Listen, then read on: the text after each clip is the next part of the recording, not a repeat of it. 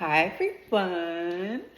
So I just wanted to come on really quickly and I wanted to come and talk a little bit about the protests happening in Palestine today.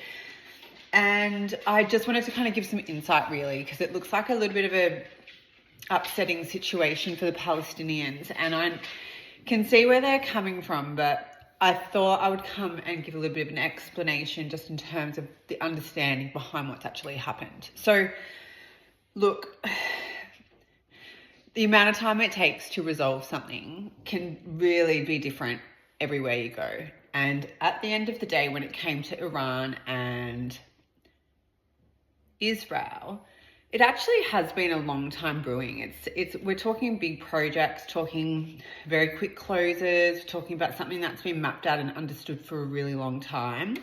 When it came to Palestine and Israel, not only was it such a heated, first of all, you have to understand there's a difference between an open threat with room to fight, and then there's also a difference between an ambush. And October 7th was an ambush, which was a retaliation in something that seemed very long time prepped before.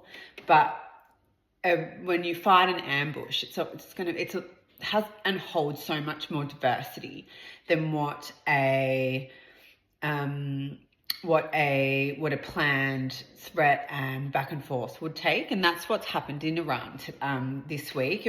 I think it's been a long time coming in terms of the understanding behind countries and politics and everything that's been going on. But that is why it took only a short amount of time to resolve, because it was in somewhat civilized in its plans and actions.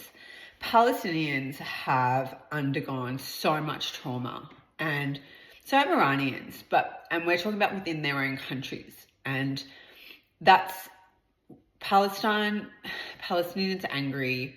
They need to be more angry at their leadership. And I think they are. I think that's what they're fighting about. And it's almost like an angry parade in the streets in somewhat. And when it comes to the reason of difference in resolution, that's always going to be the case. Something that is opened in ambush is always going to hold more diversity.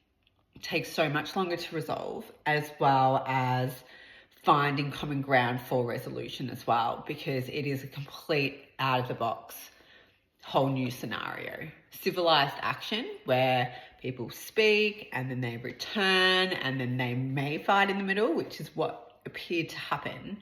And then it was quickly resolved and tactically and completely justifiably as well. So that's another thing, justification. When it comes to combat, the justification of something is going to be not only part of the opening, but also part of the closing. And a civilized, somewhat argument is going to always have a very understood end. An ambush or a overtaking or an invasion or anything in that manner is somewhat uncivilized. We're talking about age-old.